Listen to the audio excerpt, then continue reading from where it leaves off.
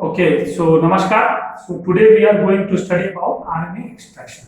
How to extract RNA from the given plant material or any tissue provided to you. आज के chapter में हम लोग ये पढ़ने वाले हैं कि आरएनए का एक्सट्रैक्शन कैसे आप करेंगे। आरएनए का एक्सट्रैक्शन आप कैसे करेंगे। अगर आपको एक प्लांट का कुछ मटेरियल दे दिया, लीफ दे दिया, स्टेम दे दिया गया, रूट दे दिया गया, या कोई टिश्यू, एनिमल टिश्यू भी दे सकते हैं आपको, तो आप सबसे पहले इंपॉर्टेंट बात ये जानिए कि आरएनए में जो यूकेरियोटिक सेल है, हम लोग हैं या पेड़ पौधे हैं,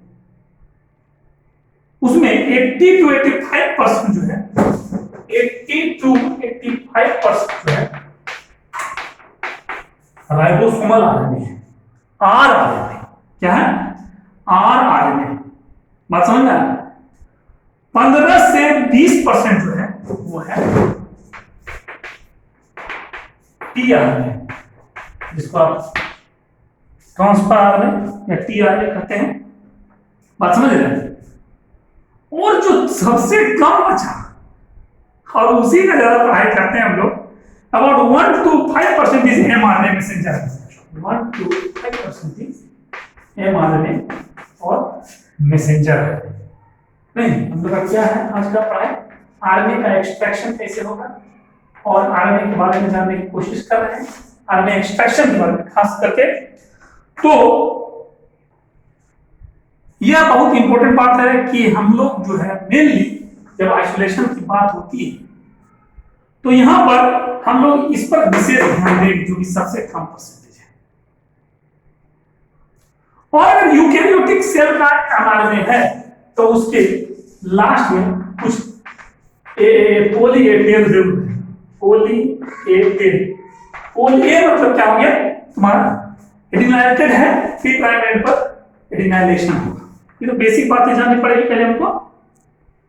क्या हम लोग देख रहे हैं कि 80 से 85% जो टोटल आरएनए का होता है वह राइबोसोमल आरएनए है। अब राइबोसोमल आरएनए में भी 28S, 18S and 5.8S, 18S है ना, राइबोसोमल आरएनए में 28S, 18S और 5.8S। 18 है, 28S, 18S है, 5.8S। S stands for Vedberg's unit। S stands for Vedberg's unit। ये जानते रहते हैं Vedberg's। ये सब बताने की जरूरत नहीं है, लेकिन फिर बेसिक है। 15 से 20% जो है वह है आपका ट्रांसफर आरएनए। तो ये सब तो एबंडेंट है, लेकिन हमारे पास जो 1.5% जो देख रहे हैं आप मैसेंजर आरएनए, यह बहुत ही हेट्रोजीनस है। हेट्रोजीनस का मतलब क्या हो? साइज में भी कुछ किलो बेस का हो सकता है और कुछ बहुत बड़ा किलो बेस का भी हो सकता है, छोटा भी हो सकता है, few hundred बेस का भी हो सकता है। और हमेशा याद रखिए कि इसके 3 प्राइम एंड पर पोली ए टेल है, यही आपको एफएलएस में मदद करेगा। यही आपको यह कंसेप्ट कि पोली ए टेल होता है 3 प्राइम एंड पर, यही आपको आरएनए यूकेरियोट्स के आरएनए का आइसोलेशन करने में बहुत बड़ा मदद करने जा रहा है। आपको तुरंत आप देखेंगे। बात समझ रहे हैं? तो हमको इसका मतलब है कि अगर ये पोली ए टेल है, इसमें पोली एडेनाइलिक रेसिड्यू है इसके पास बहुत सारा 3 प्राइम एंड पर, तो इसको आप कैसे प्यूरिफाई करें? बाय एफिनिटी क्रोमेटोग्राफी, जिसमें कि ओलिगो डीटी का इस्तेमाल करते हैं। जैसे कि एफिनिटी क्रोमेटोग्राफी में क्या होगा, यहाँ पर ये जो है ये कॉलम है बना हुआ, और इसमें ओलिगो डीटी का मतलब क्या हुआ? मतलब कि T T T T T containing एक छोटा सा जो है सेलुलोज से लिंक कर दी है, किसी चीज से लिंक कर दी है, पीटी है, और उधर से आरएनए आया और उसका जो पोली ए टेल इसमें सट जाएगा, ए सट जाएगा। ये कंपनी सिंथेसाइज किया ओलिगो डीटी। कंपनी से बताया कि रेजिन मतलब एक तरह का ये जो है कॉलम है और भरा हुआ सब चीज और साथ में ओलिगो डीटी अटैच्ड है, मानते हैं इस तरह से। तो अभी कॉलम की पढ़ाई नहीं कर रहे लोग, इसलिए नहीं बता पा रहे कॉलम कैसे बनता है, ओलिगो डीटी कैसे लगा रहता है कंपनी की तरफ से। और ये जो है जो आरएनए आएगा 5 प्राइम एंड है, ये 3 प्राइम एंड है, और यहाँ पर जो है ए ये साथ है, बाकी सब चीज फालतू चीज निकल जाएगा। जब आप बफर डालेंगे बाकी सब चीज निकल जाएगा, ये फंसा रहेगा। बाद में हम लोग इसको देखेंगे कि इससे कैसे हम लूजन करके मतलब कुछ सर्टेन बफर का इस्तेमाल करके इसको अलग करेंगे और हमको केवल मैसेंजर आने प्राप्त होगा। तो पॉली ए टेल के कारण से हम लोग क्या देखते हैं, हम लोग इसको एफिनिटी क्रोमेटोग्राफी, इसके बीच में एफिनिटी है, टी और ए के बीच में क्या है, एफिनिटी है। इसीलिए एफिनिटी क्रोमेटोग्राफी करके, एफिनिटी क्रोमेटोग्राफी की मदद से आप चाहें तो जो है यूकैरियोटिक जो हमारा यूकैरियोटिक एमआरएनए है उसको आप एफिनिटी क्रोमेटोग्राफी से कैसे भाई ओलिगो डीटी का जो है कॉलम में ओलिगो डीटी अटैच रहेगा और उस ओलिगो डीटी से पॉली ए टेल का ए जो है एफिनिटी करके, एफिनिटी में क्या होता है चार, तो यहाँ पर जो है इसकी इसके बीच में जो होती है ये चार है, तो एक दूसरे के साथ लिंक कर जाएगा और एक दूसरे को बाइंड कर जाएगा। तब फिर बाद में उसको आप सर्टेन बफर दे करके उसके थोड़ा सा बॉन्ड मतलब वीक करके उसको निकाल सकते हैं, इंक्लूड कर सकते हैं। तो बाद में हम देखेंगे। अब देखिए सबसे बड़ा प्रॉब्लम जब आरएनए आइसोलेशन करने जाएंगे तो आपकी सबसे बड़ी समस्या क्या होगी पता है, कि आरएनए इज केमिकली अनस्टेबल, अपने आप उसका स्पॉन्टेनियस क्लीवेज होता है फॉस्फोडाइस्टर बैकबोन का बाय इंट्रामोलिकुलर ट्रांसएस्टरिफिकेशन, अपने आप हो। तो आपके पास जो पसीना है, पसीना के एक बूंद गिर जाए तो आपका आरएनए सैंपल में आपका पूरा आरएनए गया, मुंह से चला गया कुछ, मुंह का चीज चला गया आपके सैंपल में, आरएनए जिस ट्यूब में है आपका वो पूरा बर्बाद हो गया। इसका मतलब आरएनए बहुत आराम से डिग्रेड हो सकता है। आरएनएज एंजाइम है आपके पसीना में, आपके मुंह में आरएनएज एंजाइम, ये आरएनएजेस क्लास का जो एंजाइम है आरएनएज, ये क्या करेगा, डिग्रेड कर देगा। किसे डिग्रेड करेगा, आरएनएज जैसे सेल को तोड़िएगा आरएनएज वहां पर कितने निकल जाता है उसको बर्बाद कर सकता है।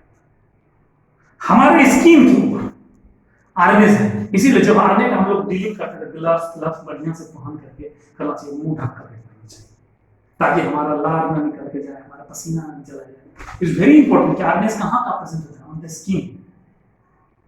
और आरएनएज को इनएक्टिवेट करना इतना आसान काम नहीं है। RNAs are very difficult to be inactivated, इसीलिए आपके सैंपल में आरएनए आप रन करने जाए पता चलेगा आरएनए ऑलरेडी सब डिग्रेड कर चुका है। बात समझ? तो अब हम आपको बता दें कि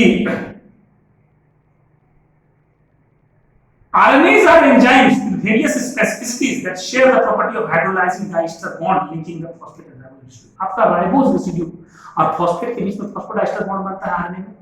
आरएनए क्या है, न्यूक्लियोटाइड है, शुगर है आपके पास, राइबोज शुगर है, फॉस्फेट है, वहां पर बॉन्ड कौन सा है, डाइस्टर बॉन्ड है, उसको हाइड्रोलाइज कर देगा, आपका आरएनए टूट जाएगा। चूंकि आरएनए रिलीज करता है कहां से, कोई भी सेल को तोड़िएगा, कोई भी सेल को तोड़िएगा, सेल के लाइसिस के दौरान आरएनए निकलता है। क्या कीजिए बोलिए, आपके स्किन के पास क्या कीजिए बोलिए। इसीलिए बहुत ही विजिलेंस रखना पड़ेगा आपको, बहुत ही सतर्क रहना पड़ेगा आपको कि कंटामिनेशन ना हो ग्लासवेयर का, बेंच टॉप पर जितना भी चीज है, हम लोग सब चीज को अच्छी तरह से ऑटोक्लेव करते हैं। और जब आरएनए निकालते हैं तो डीपीसी वाटर का इस्तेमाल करते हैं स्पेशल, जो कि हमारा जो है कि आरएनए को डिग्रेडेशन नहीं होने दे। कोई भी चीज बिना ऑटोक्लेव किया हुआ बहुत अच्छे से ऑटोक्लेव होना चाहिए, तो जरा सा कंटामिनेशन रहेगा तो वो चीज आप आरएनए नहीं कर पाएंगे। हर चीज को टीप से लेकर के आपका सब चीज, ग्लास जो वेयर सब चीज अच्छे से ऑटोक्लेव करना पड़ेगा। ग्लास वेयर सबको कंटामिनेशन अगर रहेगा तो आप नहीं कर पाएंगे। मुंह से गप कर रहे हैं लेबोरेटरी में, बोलते जा रहे हैं, नहीं करेगा। अब आरएनए को इनएक्टिवेट कैसे करना है कि हमारा आरएनए जो है बचा रहे, इसको इनएक्टिवेट अगर कर दें किस तरह से तो आपका आरएनए बच जाएगा। कोई सिंपल मेथड नहीं है आरएनए को इनएक्टिवेट करने का। इसीलिए कितनों बॉयल कर दीजिए आरएनए, सोचिए आरएनए खत्म हो गया नहीं। इसीलिए कहते हैं कि RNAs are resistant to prolong boiling.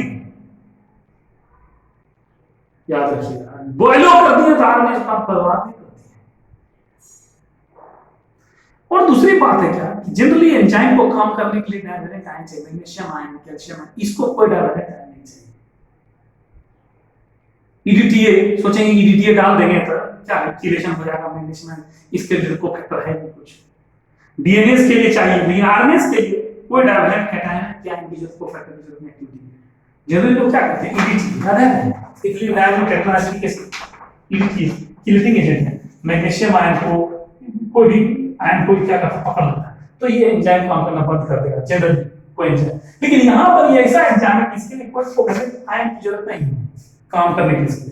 तो अगर रहता था ईडीटी डाल करके, हम लोग जब कोई काम करते हैं एंजाइम ईडीटी थोड़ा डाल देता है, अगर उसको एंजाइम एक्टिविटी कम करना है ईडीटी डालते हैं, ईडीटी क्या करेगा वहां उसका कोफैक्टर मैग्नीशियम ग्रुप के साथ क्या एक्टिवेशन कर जाएगा, और तब जो है वो एंजाइम को ये कोफैक्टर नहीं मिलेगा तो एंजाइम काम करेगा। लेकिन यहाँ पर ऐसा केस नहीं है कि आप चाहेंगे ईडीटी भी डाल करके इसको हम लोग किसी तरह से एक्टिवेशन कर दें, और नहीं होगा। समझ में आ रहा है? तो हम लोग सबसे पहले आज के दिन क्या पढ़ेंगे कि isolation and purification of total RNA. आप जब आइसोलेशन करने चले हैं तो आप याद है कि टोटल आरएनए आइसोलेट करना, लेकिन काम आपको किससे हो जाता है, केवल एमआरएनए से ही हो जाता है, लेकिन आप टोटल आरएनए आइसोलेट करते हैं, याद है isolation prevention of total RNA है ना, and subsequently of poly plus RNA. मतलब कि secondly we can study about various approaches for analysis of purified RNA. अब जो है कि हम लोग बाद में देखेंगे इसका, कि पहले हम लोग विशेष ना बता के हम लोग डायरेक्ट आरएनए की आइसोलेशन कैसे करते हैं। आइसोलेशन करने के लिए कोई भी टिश्यू को आपको फाड़ना होगा, लाइसिस करना होगा, चाहे प्लांट की टिश्यू हो चाहे एनिमल की कोई टिश्यू हो, उसको तो ब्रेक ओपन करना पड़ेगा। जब आप ब्रेक ओपन करें कैसे ओपन करें, बक्सा नहीं कि खून दिया, सेल को लाइस करने का तरीका होता है, क्या एंजाइम देंगे, क्या बफर देंगे कि वो टूटेगा। बात समझ रहे हैं? तो आरएनए का प्यूरिफिकेशन करना है। आरएनए प्यूरिफिकेशन कर लिए तो आपको ये देखना पड़ेगा कि भाई मेरा जो आरएनए है इसका कितना अमाउंट निकला, ये कैसे जानेगा बताइए, आरएनए कितना निकला है कैसे जानेगा। और दूसरी बात, आरएनए की क्वालिटी कैसी है आप कैसे जानेगा, आरएनए टूटा हुआ है कि नहीं, इंटीग्रिटी कैसी है, इंटीग्रिटी में होता है कि वो बर्बाद हुआ है कि नहीं, उसकी कितना मतलब कि काम करने लायक आरएनए बना है कि नहीं, टूटा फूटा आरएनए बन गया तो फिर काम है।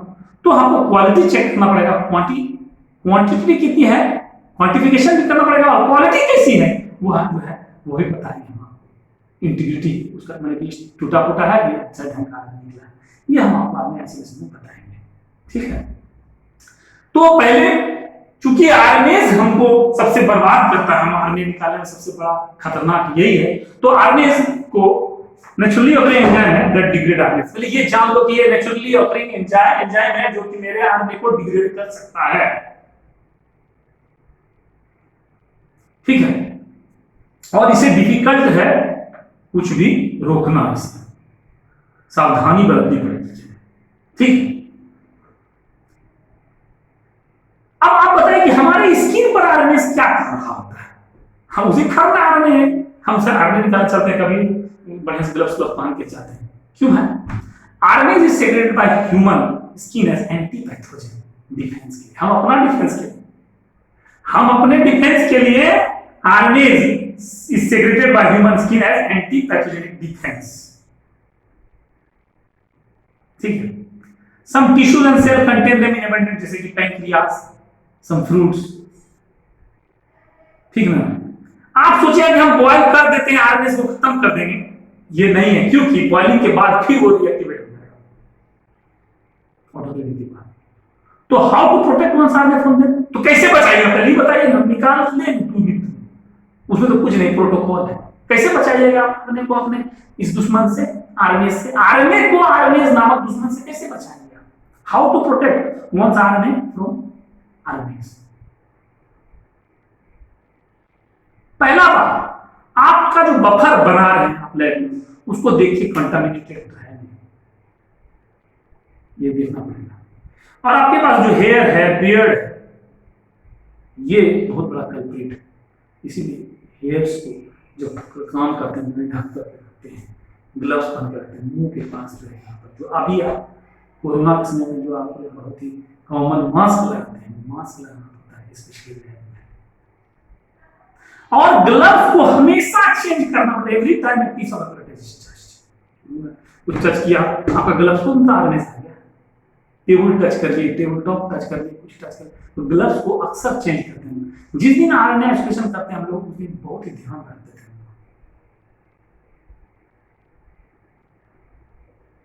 ठीक है, जो आइटम की आपका लैब में सब चीज के लिए एक्सपेरिमेंट करने के लिए नहीं, आरएनए एक्सप्रेशन के लिए स्पेशल सब चीज, बोतल, सीसी, ग्लास लेयर, पाइपेट सब आरएनए के लिए हम उसमें लिख देते थे पाइपेट में आरएनए, मतलब इसमें केवल आरएनए का काम करना है आपको, क्योंकि बाकी में कंटामिनेशन का चांस है, उससे प्रोटीनों का काम कीजिएगा, उससे डीएनए का काम कीजिएगा, ये मूर्खता है। तो कीप aside आइटम्स, ग्लास